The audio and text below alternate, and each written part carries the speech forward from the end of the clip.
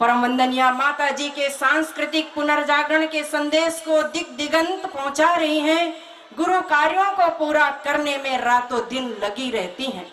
आपका त्याग भरा आध्यात्मिक जीवन नई पीढ़ी के लिए एक मिसाल है, विशेष प्रेरणा स्रोत है, जो नारी शक्ति को नेतृत्व प्रदान करने के लिए आज हम सबके बीच ऐसी दिव्य शक्ति, ऐसी विदुषी, एक महान ऋषिका के रूप में देव मंच पर सुशोभित हैं, विराजमान हैं, जिनके दर्शन आप सब लोग कर रहे हैं। भाइयों बहनों, हम सबके अंदर आशा, उत्साह, उमंग, उल्लास जगाने वाली हम सबके प्रिय परम आदरणीय शेफाली जी को हम बड़े ही श्रद्धा के साथ आज के इस दीप महायज्ञ में नारी जागरण, नारी सशक्ति वर्ष, नारी सशक्तिकरण, युवा जागरण में विशेष मार्गदर्शन के लिए श्रद्धा सहित आमंत्रित करते हैं। मार्गदर्शन हम सबको देने की कृपा करें आदरणीय शेफाली जी।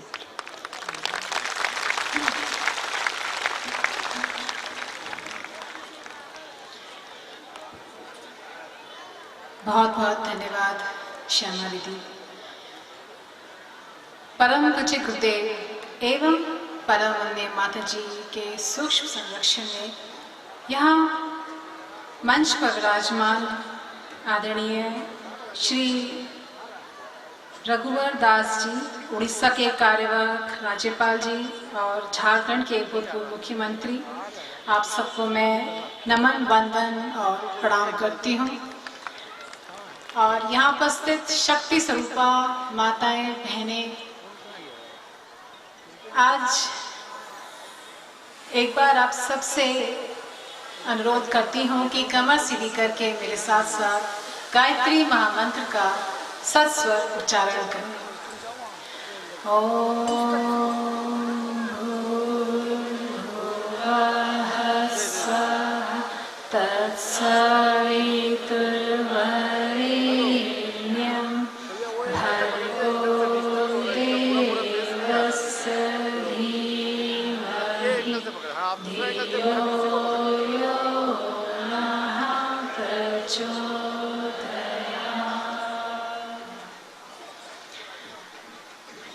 मित्रों, आज इस पावन भूमि झारखंड की भूमि पर आके आप सब से मिलकर मुझे बेहद प्रसन्नता हो रही है, बहुत अच्छा लग रहा है। और ऐसा कुछ संयोग है कि मुझे किसी और अन्य क्षेत्र से ज़्यादा, सबसे ज़्यादा बिहार या झारखंड वाले ही बहुत बुलाते हैं, बहुत प्यार से बुलाते हैं, जिसकी मुझे बेहद खुशी है। श्रद्धा जी भी मुझसे ये पूछती कि बिहार और झारखंड से खासकर ज़्यादा ही लगाव है, तुम बार बार वहीं जाती हो, हमेशा वहीं जाती हो। तो आप सबकी इस आत्मीयता के लिए, प्यार के लिए मैं हृदय से आप सभी को बहुत बहुत धन्यवाद देती हूँ।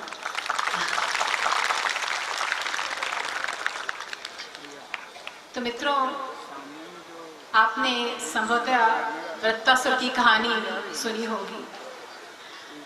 देखिए, वृत्तासुर एक राक्षस था। उसको मारने के लिए महर्षि दरीची ने अपनी हड्डियां दान में दी थी। तो अंतिम समय में जो पंक्तियां वृत्तासुर ने बोली वो हृदय को छू लेने वाली है। वृत्तासुर ने कहा कि हे भगवान, मैं आपको नमन करता हूँ कि आज आप ब्रज बनकर जब मेरी गर्दन पर गिरेंगे तो वो क्षण और वो जो सानिध्य मुझे प्राप्त होगा वो मुझ जैसे पापी को परिष्कृत करने के लिए काफी होगा। तो कहने का मतलब ये है कि जब वृत्तासुर ने अपने 100वें हिस्से का समय अपना सौभाग्य समझा कि क्षण भर के लिए मुझे भगवान की जो प्राप्ति मिलेगी, उनका सानिध्य मिलेगा, तो मैं कहूँगी हमारा जो वर्षों से गुरु जी माता जी से जुड़े हैं, हम लोग कितने सौभाग्यशाली हैं, इसकी हम कल्पना भी नहीं कर सकते। तो मित्रों, परम पूज्य गुरुदेव वंदे माता जी जैसी ईश्वरी शक्तियाँ इस धरती पर आती हैं मानवता की रक्षा के लिए, दुखियों का दुख दूर करने के लिए और अधर्म से धर्म की स्थापना के लिए। और मानवता जब दुखी होती, असहाय होती है, परम पूज्य गुरुदेव वंदे माता जी जैसी शक्तियाँ इस धरती पर आती हैं कुछ संदेश देने, कुछ संकेत देने के लिए। परम पूज्य गुरुदेव का व्यक्तित्व हम देखें तो परम पूज्य गुरुदेव एक संत थे, एक मार्गदर्शक थे, स्वतंत्रता सेनानी थे। उनके व्यक्तित्व का ऐसा कोई आयाम नहीं है जिसको हम असाधारण कह के आंका जा सके। तो परम पूज्य गुरुदेव वंदे माता जी जैसी शक्तियाँ हमारी धरती पर आई ये संदेश देने के लिए कि सबसे पहले तो ये कि हमारे जो विभीषिका आने वाली हैं उससे सावधान करने के लिए, युग निर्माण योजना आंदोलन के बारे में बताने के लिए और दुखियों का दुख दूर करने के लिए, मानवता की रक्षा के लिए, गायत्री और यज्ञ को घर घर पहुंचाने के लिए, गुरुदेव का जो लेख था वो घर घर तक पहुंचाने के लिए गुरुदेव वंदे माता जैसी शक्तियाँ इस धरती पर अवतरित हुई। तो परम पूज्य गुरुदेव देखिए आज भी रोम रोम में, कण कण में कार्यकर्ताओं के में सब जगह समाये हुए हैं और उन्होंने जीवन भर प्यार और आत्मीयता बांटी। गुरुदेव कहते थे कि यदि तुमसे कोई ये पूछता है कि हमारे गुरु में तो बहुत सिद्धियां हैं लेकिन आपके गुरु में कम है, मान लेना। यदि कोई कहता है कि हमारे गुरु ने ज्यादा साधना करी, आपके गुरु ने कम साधना करी, वो भी मान लेना। पर यदि कोई ये कहता है कि हमारे गुरु ने ज्यादा प्यार बांटा और तुम्हारे गुरु ने कम बांटा, तो इसको कभी मत मानना, क्योंकि मैंने जिंदगी भर, जीवन भर सिर्फ प्यार ही प्यार बांटा है। उसी का फल है ये अखिल विश्व गायत्री परिवार जो हमें इतने बड़े समूह में दिखता है और विस्तार होता ही जा रहा है।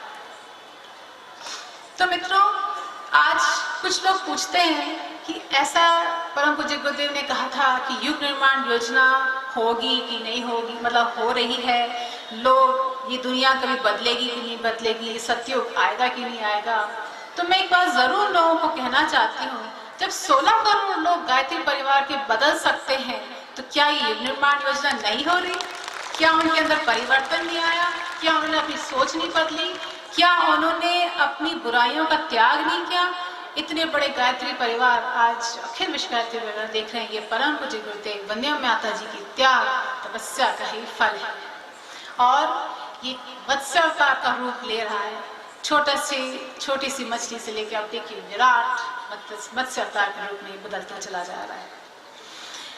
तो परम पूज्य गुरुदेव ने भाई बहनों उद्घोष किया था आज से लगभग 4 दशक पहले कि 21वीं सदी नारी सदी है, 21वीं सदी उज्जवल भविष्य। ये 2 बातें गुरुदेव ने आज से 4 दशक पहले कही थी और इसमें कोई 2 राय नहीं है कि आज वाकई नारियां अपने सशक्त हैं और आगे बढ़ चढ़ कर काम कर रही हैं। मैं उनके लिए कहूंगी जो विशेषकर गायत्री परिवार की बहनें जो बढ़ चढ़ कर काम कर रही है, हर एक क्षेत्र में आगे बढ़ रही हैं, चाहे यज्ञ का हो, संचालन हो, मंच संचालन हो, कर्मकांड हो। गुरुदेव ने जब उस समय स्थिति देखी थी कि नारियां बिल्कुल घर से बाहर निकल सकती थी, अनेकों बेड़ियों में बंधी थी और उनकी भविष्यवाणी आज साक्षात होते दिख रही है कि हमारी गायत्री परिवार की बहनें, चाहे विदेश की हो, अन्य बहनों की बात नहीं कर, लेकिन गायत्री बहनें जो है बढ़ चढ़कर काम कर रही हैं। तो इसमें बेहद प्रसन्नता होती है कि गुरुदेव की भविष्यवाणी आज साकार होते दिख रही है। तो ये आज से 4 दशक पहले गुरुदेव ने कहा था कि नारी अपने खोए वर्चस्व और अपनी प्रतिष्ठा देवी के रूप में प्रतिष्ठित होगी। साथ ही साथ गुरुदेव ने ये भी कहा कि परिवार की शक्ति नारी है, समाज की शक्ति नारी है, राष्ट्र की शक्ति नारी है। ये केवल एक नारा नहीं है बल्कि एक सत्य बात है। हम लोग को उसको एक नारा लेके नहीं चलना है, लेकिन गुरुदेव ने कहा है कि समाज निर्माण, परिवार निर्माण और राष्ट्र निर्माण के लिए नारी को अपनी अग्रणी भूमिका निभानी पड़ेगी और वो निभा रही है। जो बहनें प्रगतिशील हैं, आगे बढ़ गई हैं, उनको अन्य बहनों को आगे बढ़ाना है। जो नहीं बढ़ पा रही हैं, उनके अंदर आत्मविश्वास की कमी है और अग्रणी भूमिका निभानी है, उनके अंदर जो देवी गुण भगवान ने उनको दी हैं, करुणा, ममता, वात्सल्य, हर चीज उसके माध्यम से इस राष्ट्र का नवनिर्माण करना होगा।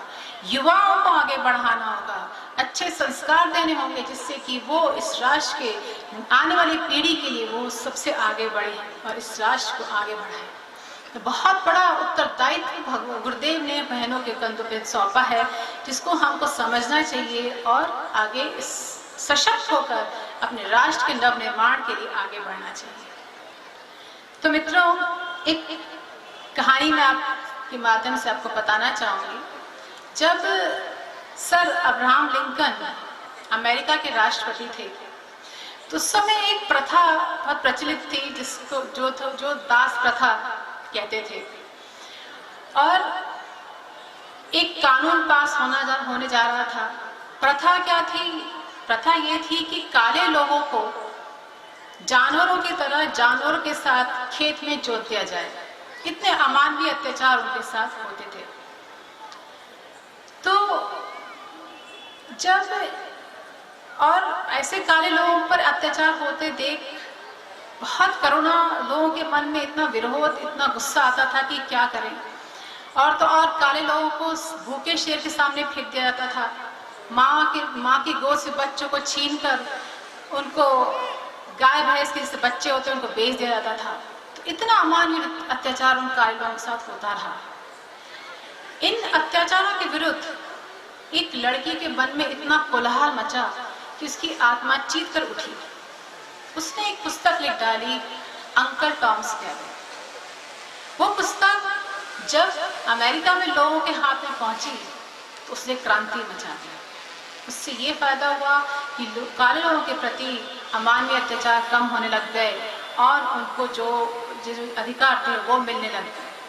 तो कहने का मतलब यह है कि सामान्य से लड़की जिसका नाम था हैरियट बीचर स्टोक, वो नारी जाति के लिए एक आधार स्तंभ बन के खड़ी हुई और दुनिया भर में प्रसिद्ध हो गई।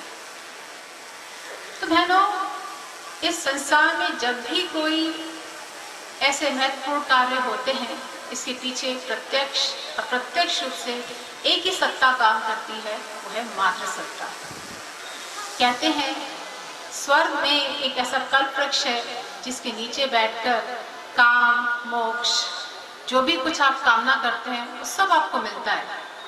लेकिन ये तो हम नहीं जानते ये होता है नहीं होता है, लेकिन इस धरती पर एक जीवन कल्प वृक्ष चलता फिरता दिखाई पड़ता है, वो है मातृसत्ता। तो मित्रों, जब एक नन्ही सी बच्ची किलकारी मारते हुए अपनी पिता के गोद में आती है तो उनके मन में करुणा, वात्सल्य भरती चली जाती है। वहीं एक नारी जब अपने भाई के हाथ पे सूत का धागा बांधती है तो उसके अंदर पवित्रता का संचार करती चली जाती है। वहीं एक नारी जब अपने पति के साथ 7 फेरे लेती है तो अपने पति को अपूर्णता से पूर्णता की ओर ले जाती है। और वहीं एक नारी जब अपने बच्चे के सामने आती है तो साक्षात प्राणदायिनी संजीवनी बनती चली जाती है। कहते हैं इस सृष्टि का निर्माण ब्रह्मा जी ने किया है, लेकिन इसका पहलू एक और है, वो है मातृसत्ता का।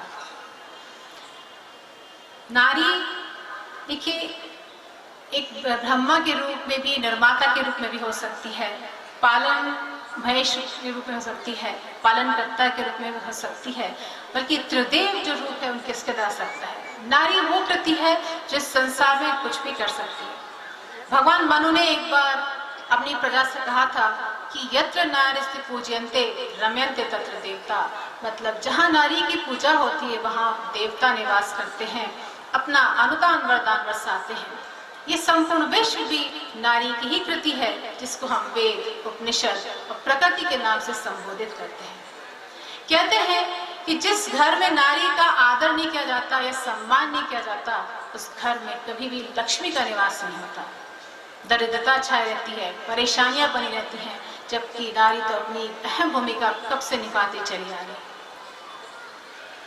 तो मित्रों, एक बार संत सुकरात के पास एक महिला आई, अपने 4 साल के बच्चे के साथ गोद में आई और कहने लगी कि हे देव, मैं अपने इस बच्चे का अध्ययन शुरू करना चाहती हूँ, इसका सही समय क्या होगा। तो संत सुकरात जो थे मुस्कुराने लग गए और कहने लगे कि आपको 5 साल पहले आना चाहिए था, आप बहुत देर आई, जल्दी आ गया। तो वो सोचने लग गई कि मैं 5 साल पहले आकर करती क्या, मेरा बच्चा तो 4 साल का है। तो संत सुकरात मुस्कुराए और कहने लगे कि बच्चे का शिक्षण जो है तभी से शुरू हो जाता है जब वो माँ के गर्भ में आता है। और वैज्ञानिकों ने शोध किया है कि जब 4 महीने बाद ही बच्चा जो है सारी बाहर की हलचल सब कुछ सुनता और समझने लगता है, ऐसा वैज्ञानिकों ने शोध किया है। और वैज्ञानिकों ने एक और बात का शोध किया है कि आखिर बच्चा जन्म के बाद रोता क्यों है। तो किसी ने कहा कि प्रकाश का प्रभाव होता है, किसी ने कहा वातावरण का प्रभाव होता है। तो ये बात जो मुख्य कारण है वो ये है कि जब बच्चा 9 महीने तक माँ के गर्भ में होता है तो लगातार जो स्वर लहरी होती है जिसको कहते हैं हार्ट बीट, वो लगातार सुनता रहता है। लेकिन जैसे ही वो हार्ट बीट रुकती है तो बच्चा रोता है। तो कहने का मतलब यह है कि गर्भकाल के समय में माँ का जो भी चिंतन मन होगा, जैसा सोचेगी, जैसा वो करेगी, वो आजीवन बच्चे के जीवन के व्यक्तित्व प्रभावित करेगा। कहते हैं वैज्ञानिकों ने अभी शोध किया है कि जब माँ गर्भकाल के समय में खुश रहती है, हंसती रहती है या अच्छी चीजों का अध्ययन करती है, अच्छे विचार रखती है, तो उनके बच्चे की कुशल बुद्धि और हंसमुख बच्चे कायम हैं। और जो माँ अपने गर्भकाल के समय हमेशा चिड़चिड़ी रहती हैं, गलत चीजों का सेवन करती हैं, उनके बच्चे हिंसा और मंदबुद्धि पाए हैं। ये ऐसा वैज्ञानिकों ने शोध किया। तो अब देखिए, महाभारत काल के समय में अभिमन्यु ऐसा बालक था जो अपनी माँ के गर्भ से ही चक्रव्यूह को कैसे भेदन करना है वो सीख करके आया। तो माँ के संस्कार क्या सिखा करा सकते हैं, हम देख सकते हैं कि आप देखिए अभिमन्यु माँ के गर्भ से ही जो माँ जैसा बोलती थी वो सुनता रहा और कैसे चक्रव्यूह को भेद करना वो सीख करके आया था। तो मित्रों, ऐसा एक किस्सा एक फ्रांस का है। फ्रांस में जिस समय स्वाधीनता की लड़ाई चल रही थी तो जो पुरुष थे उनको आर्मी में भर्ती किया गया और जो महिलाएं थी उनको किसी पास से जंगल में तो जाने को भेज दिया, आसपास नहीं शरण लेने के उनको भेज दिया। तो जिस समय ये लड़ाई चल रही थी स्वाधीनता की, फ्रांस की किस्सा सुना रहे हैं, तो जो उसमें से एक जो बहन थी वो गर्भवती थी। वो गर्भवती बहन जब वो जा नहीं सकती थी तो उसने पास से ही एक टीले के पास में शरण लेना और वही रहती थी। जिस समय वहाँ रही उस समय हर समय उसमें जो है बंदूकों की आवाज, सिपाहियों की कदम था, यही सब सुनती रहती थी। हर समय चीखना चिल्लाना, ये सब उसके कानों सुनाई पड़ता था। तो 9 महीने पूरे उसकी यही सब सुनती रही। इसके मन पर कभी इतना आक्रोश होता था कि काश मेरे पास भी बंदूक होती तो मैं भी स्वाधीनता की लड़ाई में लड़ती। और आप सोचिए कि बच्चा जब उसका हुआ, आगे चलकर बहुत प्रसिद्ध इंसान बना, वो था नेपोलियन बोनापार्ट। तो मित्रों, गर्भकाल के समय में केवल असर नहीं पड़ता बच्चे पर, बल्कि माँ जो है बाहर का वातावरण में कैसे पाल पोस रही है उसका भी उसका असर आजीवन बच्चे के व्यक्ति पर पड़ता है। कहते हैं ना, सबसे पहले गुरु माँ ही को बुलाता है, वही सबसे पहले शिक्षिका होती है जो अपने बच्चे को अच्छे संस्कार या अच्छा आचरण दे सकती है। तो बहुत जरूरी है कि माँ को यदि संस्कार देने हैं तो बचपन से अच्छे संस्कार देने की आवश्यकता है। तो है मतलब नारी जिससे जो उभरी है, चाहे माँ के रूप में, चाहे बहन के रूप में, चाहे बेटी के रूप में, उसने संसार में जो भी रत्न दिए हैं, आप उसके सामने सारी दुनिया में नतमस्तक होती है। आप सोच सकते हैं कि राजघराने की पली बड़ी लड़की अपने पति की मर्यादा धर्म के लिए अपने पति के साथ जंगल में खाक खाने वाली भी हो सकती है। तो भारतीय इतिहास में ऐसे स्वर्णिम उदाहरण भरे पड़े हैं जिनके सामने आज दुनिया नतमस्तक होती है। तो मित्रों, यदि हम आज के वर्तमान समय की नारी की बात की जाए तो आज की वर्तमान नारी को हम आधुनिका में सकते हैं, क्योंकि उसने अपनी दुर्बलता को दूर करके उनको नजरअंदाज करके उसने अपने आप को मजबूत बनाने की जो कोशिश करी है। और उसने समाज में भी अलग छवि पेश करी है, जिसमें साहसी, परिपक्व, सहिष्णु और एक मजबूत इरादे वाली नारी के रूप में उभर करके आई है। यदि आज की नारी को सुपर वुमन भी कहा जाए उसमें कुछ गलत नहीं होगा, क्योंकि आज वो घर का काम और ऐसे प्रतिस्पर्धा जिसमें कि पुरुषों से कॉम्पिटिशन हर एक चीज में आगे बढ़ रही है। ऐसा कोई क्षेत्र बचा नहीं जिसमें समझे कि ये कार्य नारी नहीं कर सकती जो कार्य पुरुष कर रहा है। कंधे से कंधे मिला कर चल रही है और आगे बढ़ रही है। तो मित्रों, लेकिन इन सब के बावजूद आजकल कुछ न कुछ समस्या तो समाज में विकृतियां भी फैली हुई हैं। आज भी कुछ ऐसी प्रथाएं हैं जो चली आ रही है जो अभी तक समाप्त नहीं है।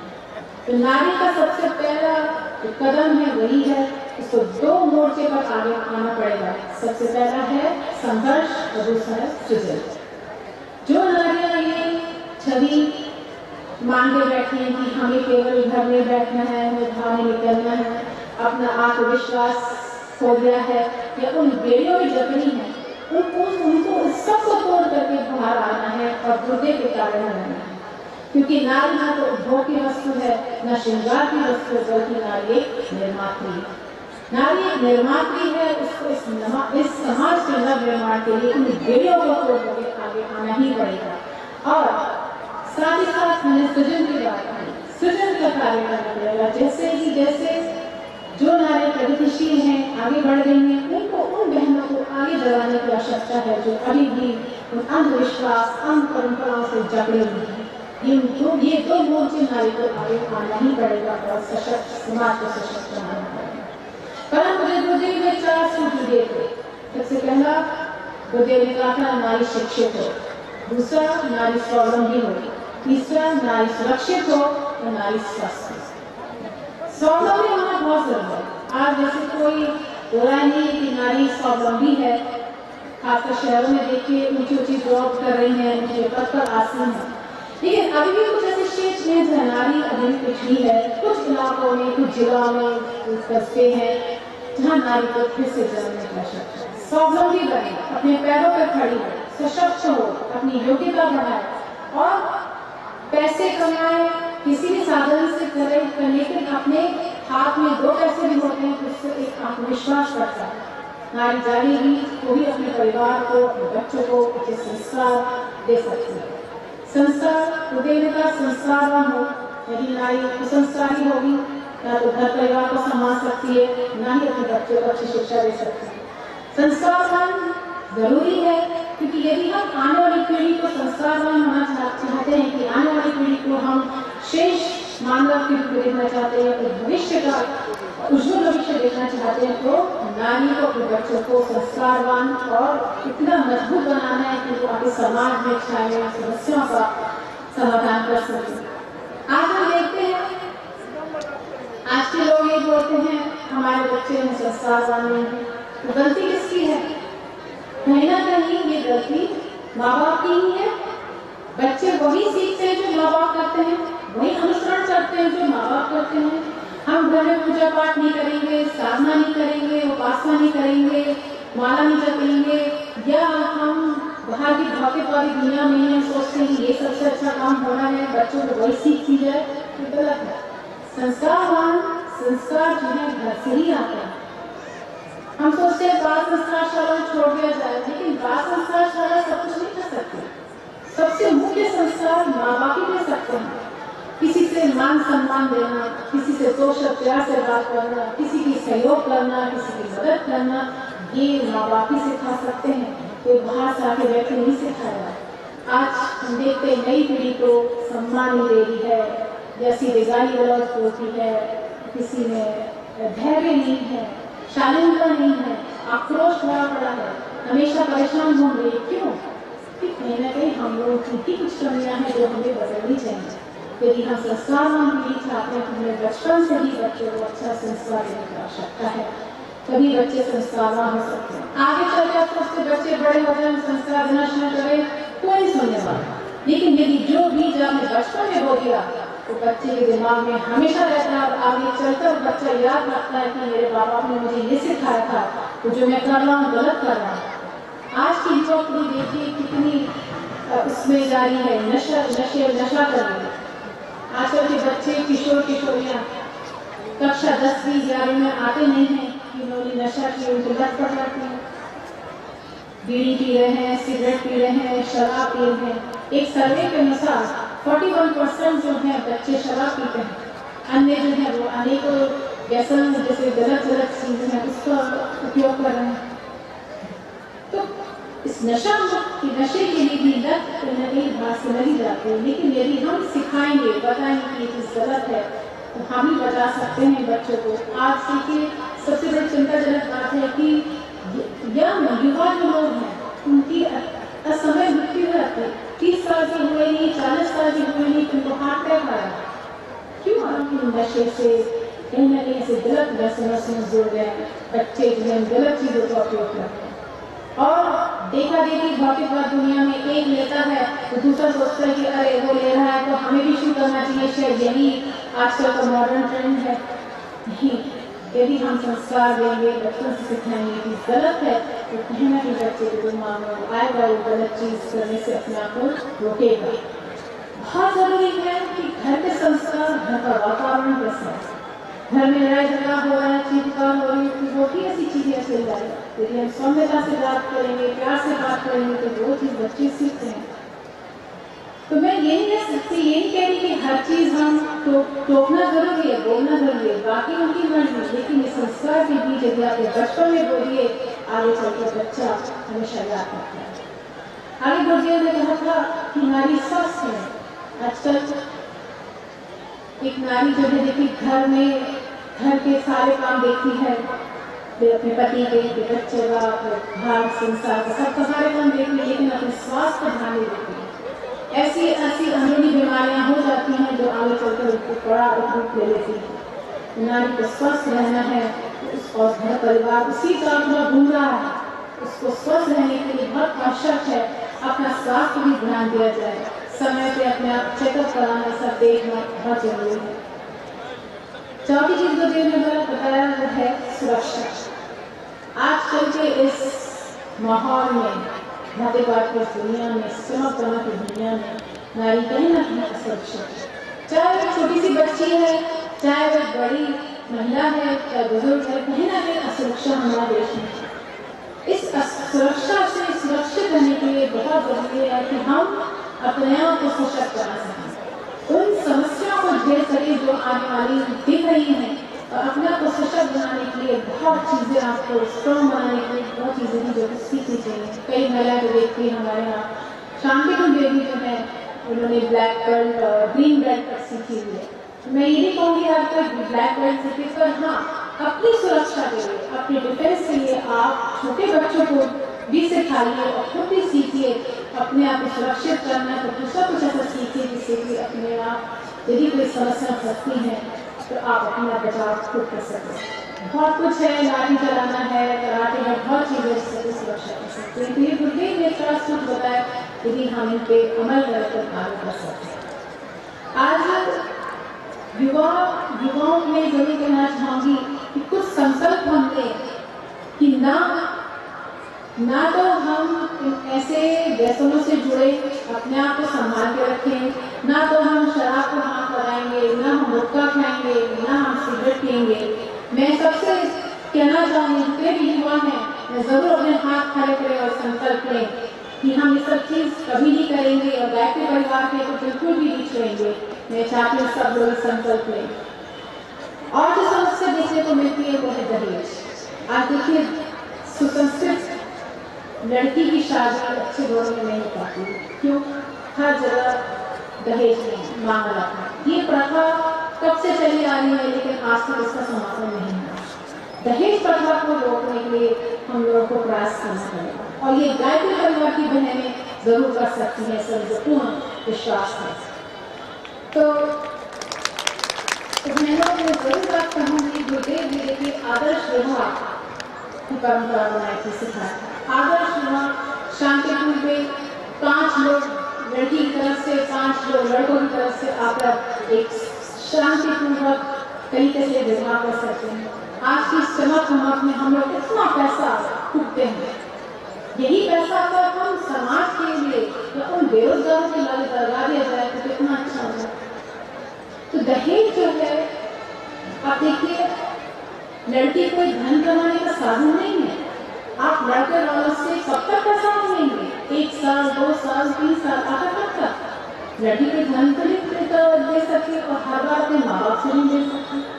लेकिन एक तौर तरीका चल गया है कि यदि हमारे मतलब लड़के वाले, हर कोई नहीं बोल रही हूँ, लड़के सोचते हैं हमारा बेटा इंजीनियर है, डॉक्टर है, तो उतनी राशि हम लड़कियों वालों से मांगे, गलत है। तो फिर आप ये सोचिए, आज आप अपनी बहू से ऐसा कर रहे हैं, कल को आपकी बेटी के साथ ऐसा कोई करेगा, आप क्या करेंगे? कुछ नहीं कर सकते। तो बहुत जरूरी है ये बात हम ध्यान रखें, जैसा हम अपनी बहू के साथ कर रहे हैं, कल को हमारी बेटी के साथ भी वही होगा। तो हम लोग नहीं, हमारा खुद का पैसा नहीं है, कहाँ से ला के देंगे? फिर घर वाले अत्याचार करते हैं लड़की के ऊपर, तुमने इतना पैसे का वादा किया था, हमें दो, नहीं, कहाँ से ला के देंगे? बहुत जरूरी है हम संकल्प लें, ना हम दहेज देंगे, ना हम दहेज देंगे। ये प्रथा हम लोग को ही समाप्त करनी है, तो ही ये समाप्त होगी, तभी लड़कियों की जान बचेगी। आज भी इतनी लड़कियां दुखी हैं, उदास हैं, उनसे इतना दहेज मांगा जाता है कि उनको ऐसे कदम उठाने पड़ते हैं कि अपनी हत्या कर लेती हैं कि हम अपने माँ बाप से आकर कब तक पैसे मांगते हैं। बहुत जरूरी है कि ये प्रथा, जैसे सती प्रथा की एक समय में समाप्त की थी राजा राम मोहन रोय ने, हमेशा के लिए समाप्त कर दी गई थी। ये प्रथा भी कहते रहेगा, वही समाप्त नहीं होगी। ये हमें अभिशाप से समाप्त करना है। यदि आपके अंदर एक सुरक्षा लक्ष्मी आ जाती है, आपको और क्या चाहिए? इतनी अच्छी लड़की लक्ष्मी अगर आ जाती है, संस्कृत लक्ष्मी आती है, तो आपको कोई इसकी आवश्यकता ही नहीं। ये प्रथा हम लोगों को समाप्त करनी है और ये पैके परिवार जरूर करेगा। और जो समस्या मैं इसके बाद कहना चाहूंगी कि अनेकों आजकल जो है डिवोर्स बहुत हो रहे हैं, है ना? पति पत्नी की लड़ाई होती है, डिवोर्स हो रहे हैं। क्यों? क्योंकि कोई झूठना नहीं चाहता। आज लड़का लड़की इक्वल लेवल पे है, तो लड़की भी उतना कमा रही है, लड़का भी उतना कमा रहा है। लेकिन होता क्या है, घर में विवाद होता है, लड़ाई झगड़े होते हैं। लड़ाई झगड़े का कारण यही है कि कोई झूठना नहीं चाहता, कोई अपने आप को कम किसी समझता नहीं है। ईगो इतनी बढ़ जाती है कि मैं इतनी पढ़ी लिखी हूँ, तो तुम इतने पढ़े लिखे हो, तो तुम ये काम करो, तो ये काम करो। जब तक तालमेल नहीं होगा घर में, तो घर चलेगा कैसे? इसीलिए किसी को झुकना बहुत जरूरी है। डिवोर्स होता है, 2 परिवार टूटते हैं, और यदि बच्चा है तो उसको प्रभावित करता है, बच्चे की जिंदगी खराब हो जाती है। कितने कैसे कहा शांतिपूर्ण भी आते हैं कि हमारी भी शादी हुई थी, हमारा डिवोर्स हो गया, क्योंकि कोई झुकना नहीं चाहता। दोनों इतना कमा रहे हैं तो कोई झुकना नहीं चाहता। तालमेल बिठाना ही पड़ता है, यदि घर को चलाना है तो तालमेल बिठाना ही पड़ता है। छोटी छोटी समस्या आज नारी को दुश्मन है ना? घर में बहू बेटी आती है तो क्या होता है, भाभी ननद में या सास बहू में भिड़ाने वाली भी महिलाएं होती हैं, है ना? ननद भाभी की बुराई कर रही है, भाभी ननद की बुराई कर रही है, तो कहीं ना कहीं भिड़ाने वाली नारी, ईर्ष्या है, द्वेष है। आखिरकार यदि हम सपोर्ट नहीं बनेंगे, उसकी रीढ़ की हड्डी जैसी सपोर्ट करती है, सपोर्ट नहीं करेंगे, अपने घर की भाभी और ननद की सपोर्ट नहीं करेंगे, तो आप किसकी सपोर्ट करोगे? कौन आपका सपोर्ट कौन करेगा?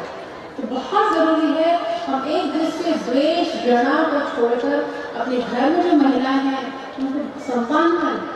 सास बहू के झगड़े कितने होते हैं? क्यों? क्योंकि एज गैप, तो पहली मतलब पीढ़ी का गैप है, जनरेशन गैप है। आज की पीढ़ी पुरानी पीढ़ी से तालमेल नहीं बिठाना चाहती, और पुरानी पीढ़ी जो है कोशिश करती तो नई पीढ़ी से तालमेल नहीं बैठता। क्या होता है, नई बहू आती है तो सास क्या सोचती है कि जो मेरी बहू आई है सारा काम उसको सौंप दिया जाए, सारा घर वही संभाले, ऐसा होता है। और नई से बहू आती है, सोचती है कि मैं सारा काम क्यों करूँ, मैं तो जॉब करती हूँ, मैं काम नहीं कर सकती हूँ। तो ये क्या है, जनरेशन गैप है। हम पुरानी पीढ़ी से तालमेल नहीं बिठाना चाहते, अब नई जो नई पीढ़ी के साथ पुरानी पीढ़ी का मेल रखना चाहती हूँ। बहुत ज़रूरी है कि जनरेशन गैप को मिटाने के लिए हम लोगों को एक दूसरे को समझने की ज़रूरत है। आज सास बहू के झगड़े, भाभी के झगड़े, फिर भाइयों में झगड़े इसलिए हो रहे हैं क्योंकि कोई सुनना नहीं चाहता, कोई किसी के अंदर धैर्य नहीं है, किसी की कोई मदद नहीं करना चाहता। तो ये तभी मुमकिन है जब सास अपनी बहू को समझे और बहू अपनी सास को समझे। दोनों को बहुत समझने की आवश्यकता है और बैलेंस बनाने की जरूरत होगी। घर में जो क्लेश झगड़े होते हैं तभी समाप्त होंगे जब हम एक दूसरे को समझेंगे, उनकी ज़रूरतों को समझेंगे, उनका सहयोग करेंगे, वो थोड़ा उनकी तरह एडजस्ट कर लें, वो थोड़ा उनकी तरह एडजस्ट कर लें, तो समाज में घर में एक शांति वाला माहौल होता है। आए दिन कितने गृह क्लेश हम सुनते ही रहते हैं। शांति रूपी भी कई बहनें आती हैं कि मेरी उनसे नहीं बनती, मेरी उनसे नहीं बनती। क्यों नहीं बनती? क्योंकि हम लोग तालमेल नहीं खाते। थोड़ा आप अपनी सास का सुन लो और थोड़ी सास अपनी बहू के लिए एडजस्ट हो जाए तो क्यों नहीं घर में सुख शांति बनेगी, जरूर बनेगी। तो मित्रों, मैंने आज जो बताई कुछ समस्याएं जो वर्तमान समय में हो रही है उनका समाधान मैंने आपको थोड़ा बताया। तो बहनों, यदि हमें सशक्त होना है समाज को, राष्ट्र को, तो नारी को बहुत अपने कदम आगे बढ़ाने होंगे। अपनी जो बुराइयां हैं उनको मिटाना होगा। अन्य जो ऐसी बहनें जिनके अंदर आत्मविश्वास नहीं है उनको सशक्त बनाना होगा, तभी हमारा राष्ट्र जाग सकेगा और समस्या से मुक्ति मिल पाएगी, प्रथाओं से मुक्ति मिल पाएगी, अंधपेड़ियों से मुक्ति मिल पाएगी, अंधविश्वास से मुक्ति मिल पाएगी। तभी जब नारी जागेगी और खुद को पहचानेगी। तो मित्रों, अंत में बस मैं यही कहना चाहती हूँ कि यदि नारी जाग जाए तो युग स्वयं बदलता चला जाएगा और जरूर जागेगी। गायत्री परिवार की नारी तो खैर जागी गई है। बहुत ही शुभकामनाओं के साथ, मंगल कामनाओं के साथ अपनी बात को नहीं विराम देती हूँ। बहुत बहुत धन्यवाद। बहुत बहुत धन्यवाद आदरणीय। इसी क्रम में हमारे बीच में आदरणीय श्री रघुवर दास जी, जो कि निवर्तमान राज्यपाल उड़ीसा और इस क्षेत्र में बहुत लंबा समय सामाजिक कार्यों में बीता है, चाहे वो बिहार विधानसभा हो, चाहे वो झारखंड विधानसभा हो, उसमें लंबा समय आपने विधायक के रूप में व्यतीत किया। उसके बाद इस राज्य के मुख्यमंत्री के पद पर भी कार्यभार संभाला और उड़ीसा राज्य में भी। और ये बात बड़ी चर्चा में रही कि वो राजभवन आम जनता के लिए बहुत सहज उपलब्ध होने के लिए आपको इसका श्रेय जाता है। हम सभी की जोरदार करतल ध्वनि से आमंत्रित करते हैं सम्माननीय रघुवर दास जी को कि वे पधारें और दो शब्द शुभकामनाओं के हम सबके सामने प्रस्तुत करें।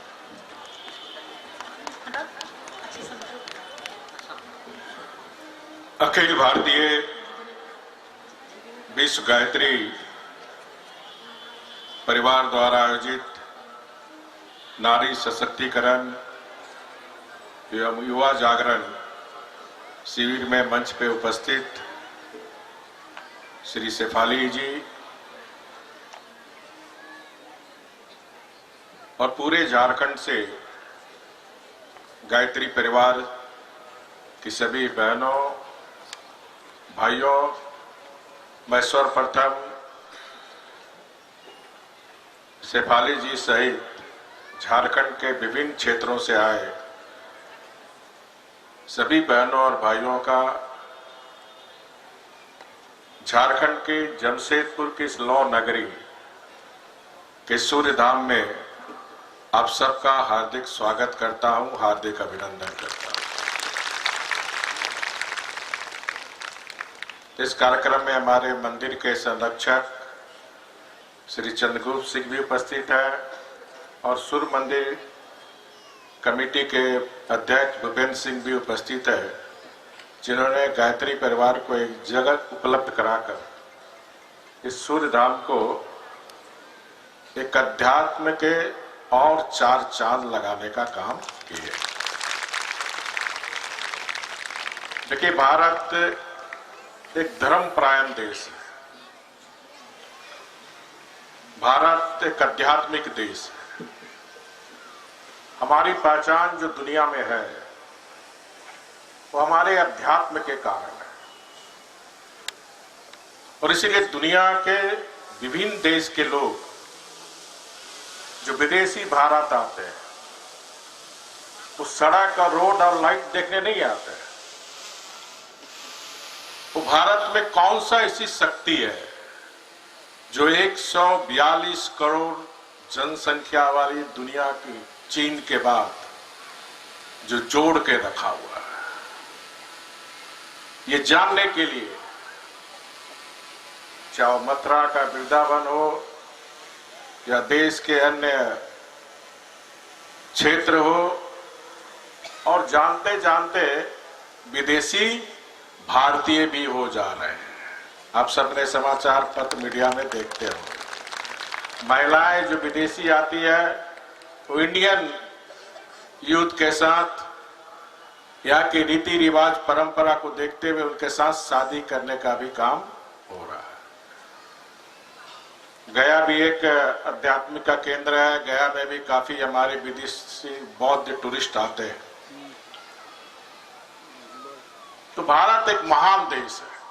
हम सब सौभाग्यशाली हैं कि भारत जैसे महान देश में हम सब जन्म लिए। और मैं अपने परम पूज्य गुरु पंडित आचार्य शर्मा जी और माता जी को नमन करता हूं, जिन्होंने युग निर्माण योजना के तहत पूरी दुनिया को संदेश दिया कि हमें युग निर्माण करने के पहले सबसे पहले हम सुधरे। हम सुधरेंगे तभी देश सुधरेगा। और इस काम को लगातार विश्व गायत्री परिवार के द्वारा, आप सब भाई बहनों के द्वारा समाज में युग निर्माण की योजना के तहत एक अच्छे इंसान बनाना के दिशा में आप सब काम कर रहे हैं। ईश्वर आपको और शक्ति दे, और जो भारत की फिर से हम विश्व गुरु बने। किसी समय भारत दुनिया का नेतृत्व करता था और उस दिशा में विश्व गुरु निर्माण के दिशा में हमसे सबसे पहले मानव निर्माण, उस मानव निर्माण का तहत गायत्री परिवार के द्वारा जो कार्य हो रहा है, मैं गायत्री परिवार की सराहना करता हूं, प्रशंसा करता हूं। आज का जो विषय नारी सशक्त कैसे हो, युवा सशक्त कैसे हो, कैसे जागरण हम नारी शक्ति का करें, तो मेरा इसमें विरोध है। नारी शक्ति को जगाने की जरूरत नहीं है। नारी शक्ति आदि काल से जगी हुई है। ये नारी शक्ति नहीं होती तो सृष्टि की जननी ही नहीं होती। ये नारी शक्ति के अंदर भारत एक ऐसा देश है जहां कुटुंब व्यवस्था है, उसकी धुरी में कौन है? नारी शक्ति। आज भी अमेरिका में चुनाव होते हैं तो वहां चुनाव में घोषणा पत्र का एक एजेंडा रहता है कि अगर हमारी सरकार बनेगी तो हम कुटुंब व्यवस्था लागू करेंगे। अमेरिका में आज भी भोग नारी शक्ति को विदेश में भोग विलास का साधन मानता है,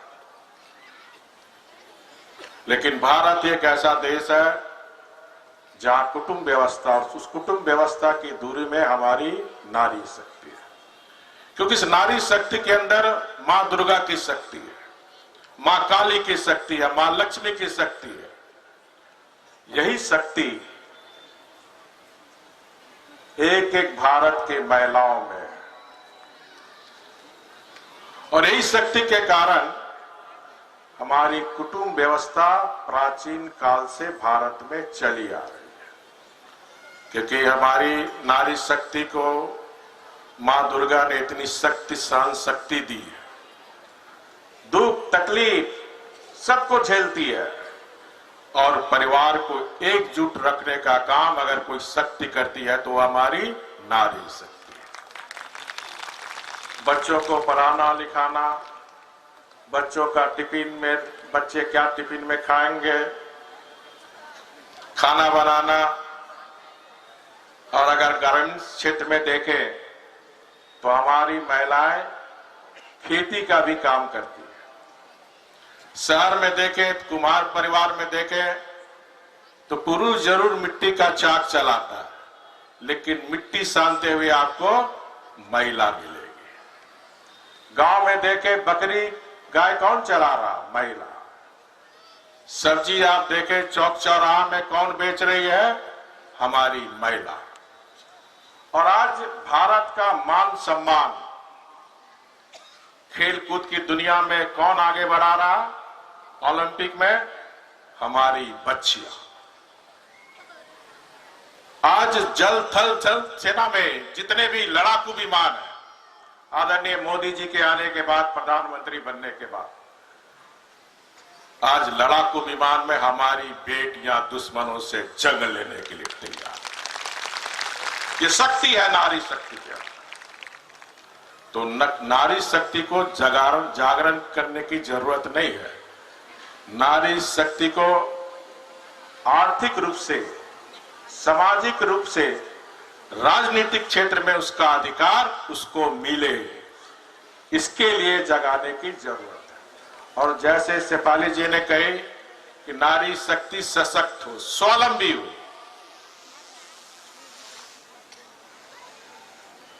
तो स्वावलंबी होने के लिए बहुत सारी योजनाएं सरकार की चलती है। जैसे जब मैं मुख्यमंत्री था तो हमारी महिलाएं नारी शक्ति सशक्त हो, हमने 2 लाख सखी मंडल का गठन किया था, और उस 2 लाख में 20 लाख महिलाएं सशक्त करने के लिए सरकार के द्वारा व्यवस्था दी जाती थी। हम देखते हैं गांव में, शहरों में तो कम थोड़ा, कोई पापड़ बना रहा है, कोई कुछ बना रहा है, कोई कुछ न कुछ बना रहा और अपनी आर्थिक समृद्धि कर रहा है। इस दिशा में सभी जो है हमारी बहनें यहाँ उपस्थित है, जो ग्रामीण क्षेत्र में है, वो काफी इस दिशा में स्वयं सहायता समूह ग्रुप बनाकर आप महिलाओं को आर्थिक रूप से सशक्त हो।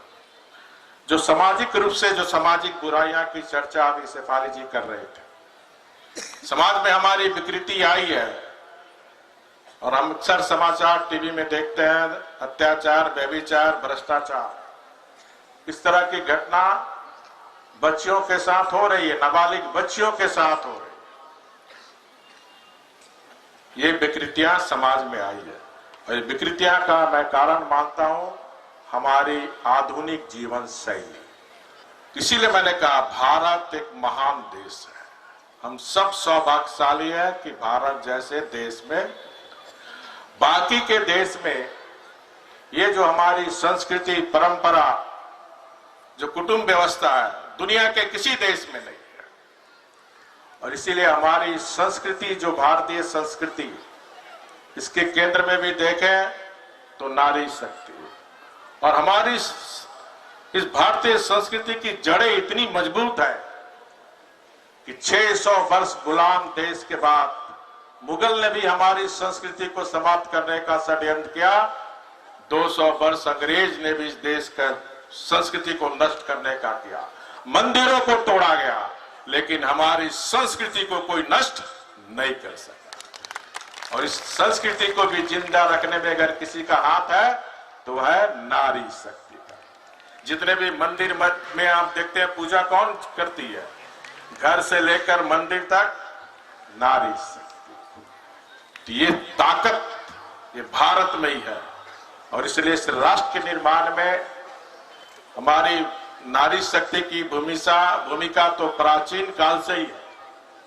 और इसीलिए हम भारत जो की जमीन है उसको हम भारत की जमीन नहीं कहते हैं, भारत माता कहते हैं। तो ये ताकत जो हमारे पास है, लेकिन ये भी समाज भारत में है कि गरीबी भी बहुत है। तो इस गरीबी को समाप्त करने की दिशा में भी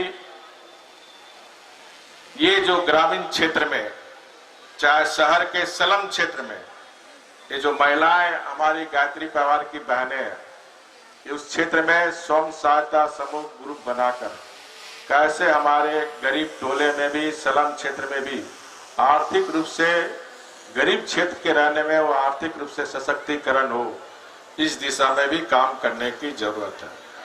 नशा से आप दूर रहो, इसके भी जागरण। आज सबसे ज्यादा भारत में जरूरत है जागरण का, तो है ड्रग्स के खिलाफ अपने युवा शक्ति को, जो विदेशी षड्यंत्र के तहत जो नशा युक्त हमारा भारत को बनाने का षड्यंत्र है, उसका जागरण के माध्यम से। कानून तो दहेज लोभ में भी बना, कानून बन जाने से ही कोई बुराई समाप्त नहीं होता। बिहार में तो शराब बंदी है, लेकिन आज बिहार में होम डिलीवरी हो रहा शराब का। यहां भी जब मैं मुख्यमंत्री था, मेरे ऊपर भी प्रेशर पड़ा कि बिहार में लागू हो गया नशा मुक्त कानून, आप भी लागू करो। हमने कहा लागू नहीं करें, हमें समाज को जगाना, और हमने निर्णय लिया कि जो गांव नशा मुक्त होगा उसको 1 लाख रुपया देंगे। तो आज समाज में कानून से ज्यादा समाज को जगाने की जरूरत है, तभी जाकर हमारी महिला भी सुरक्षित रहेगी। जितना व्यभिचार आप देख रहे हैं बच्चे से, कहीं न कहीं ड्रग्स के लोग हैं। अरे मोबाइल आने से, फोन आने से ये सब भी विकृति समाज में आई है, इसका भी कुप्रभाव समाज में पड़ रहा। तो मोबाइल को हम मोबाइल तक ही यूज करें, लेकिन उसका भी मिसयूज हो रहा। हमें अमेरिका नहीं बनना। अमेरिका में हर 1 मिनट में बलात्कार होता है, शिकागो में। हमें अमेरिका की जीवन शैली नहीं बनाना, हमें चाइना नहीं बनना है, हमें जापान नहीं बनना, हमें भारत का तो भारतीय ही बन के रहना। ये जो थोड़ा पैसे वाले लोग हो जाते हैं, धनवान लोग, वो दिखाने के, देखिए बड़ा बड़ा कलम में डांस में जा रहा है, 31 जनवरी आ रहा है, देखिएगा 31 दिसंबर को, अपनी फैशन दिखाना कि हम बहुत पैसे वाले हैं। ये जो तलाक वाली बात अभी सिपाली जी कर रहे थे, आज भी भारत में, विदेश के मामले में भारत में तलाक की संख्या कम है। तलाक कहाँ हो रहा है? पैसे वाले लोग के घर में। ईगो की लड़ाई, क्योंकि बाप भी पैसा वाला, बेटी का बाप भी पैसे वाला, तो कोई किसी से कम नहीं है। मध्यम परिवार, अति मध्यम परिवार, गरीब परिवार में तलाक की समस्या नहीं है। कहाँ? सारी समस्या पैसे वाले लोग। गरीब के घर नहीं है कोई समस्या। गरीब तो औरत मर्द दोनों पेट पालने के लिए रोजी रोजगार कर रहा है। ये जो समाज में विकृति आई है, तो निश्चित रूप से समाज को इससे सावधान करने की सभी की जरूरत है। मैं फिर से इस राष्ट्र निर्माण भूमिका में कि जो बहुत ही महत्वपूर्ण विषय को जो हमारे गायत्री परिवार ने लेकर समाज में जागरण करने का काम कर रहे हैं, मैं बहुत आप सबकी तारीफ करता हूं।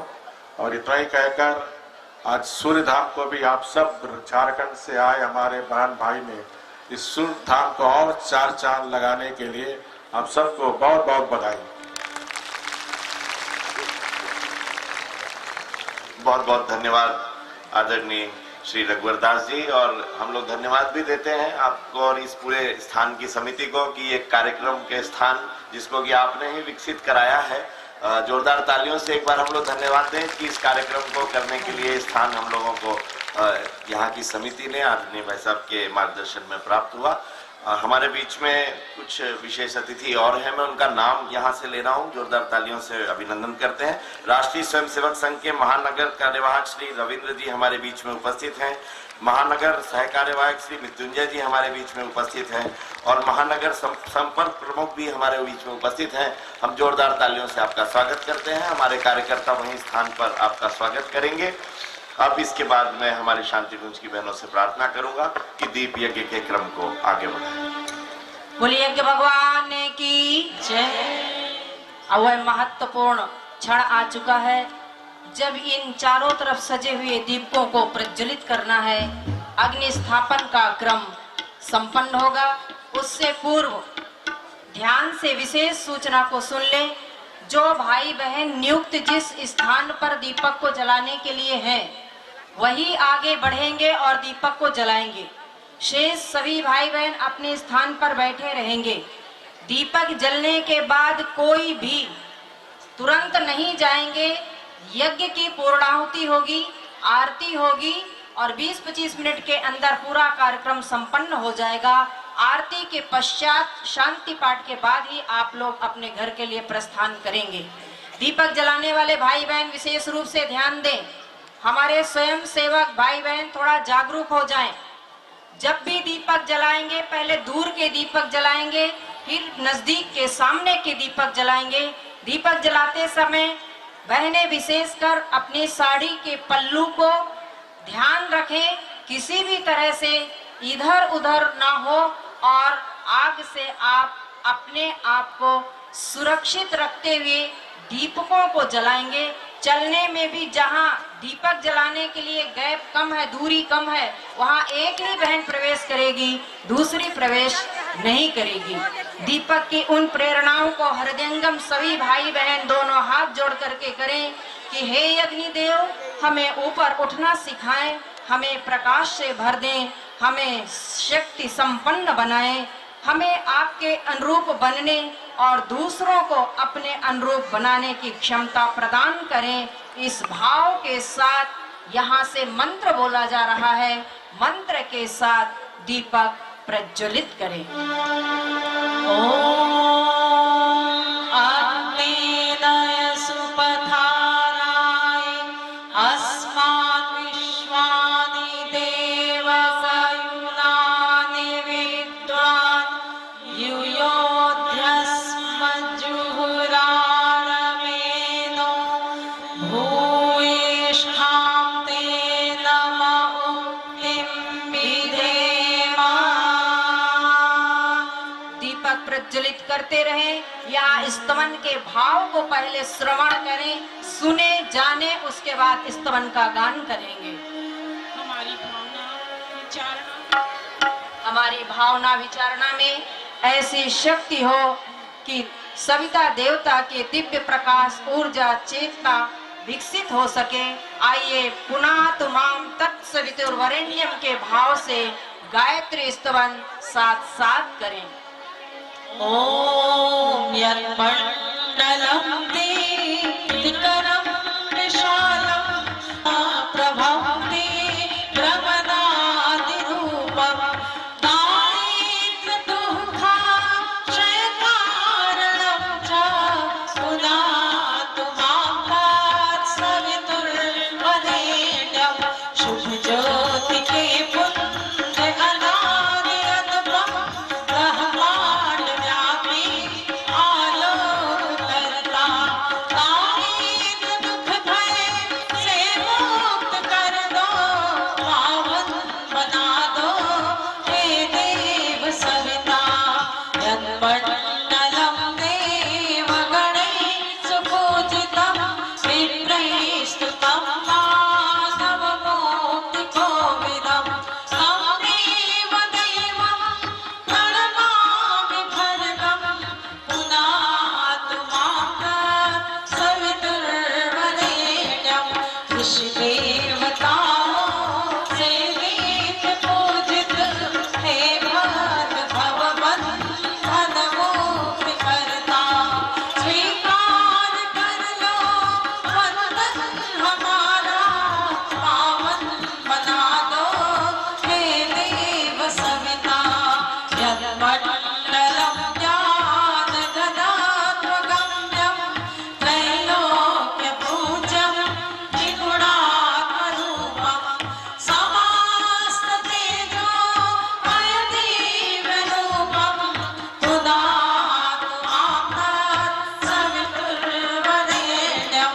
हे योगियों के शुभ मार्गदर्शक, सद्ज्ञान के आदि संचार करता, कृपात स्वीकार लो हम सभी का, पावन बना दो हे देव सविता। पुनातु मां तत्सवितुर्वरेण्यं, पावन बना दो हे देव सविता। पुनातु मां तत्सवितुर्वरेण्यं। दीपक जलाते रहे। आगे के क्रम के लिए हमारे आदरणीय आशीष भैया। दीप जल रहे हैं और हमारे बीच में सम्माननीय रघुवर दास जी आए। चूंकि अन्य विशेष कार्यक्रमों के लिए आपको अगले क्रम में रवाना होना है, मैं आदरणीय आशिफ अली जी से प्रार्थना करता हूं कि पूज्य गुरुदेव का साहित्य प्रसाद, मंत्र दुपट्टा और मां गायत्री का चित्र आपको भेंट कर रहे हैं। आदरणीय दीदी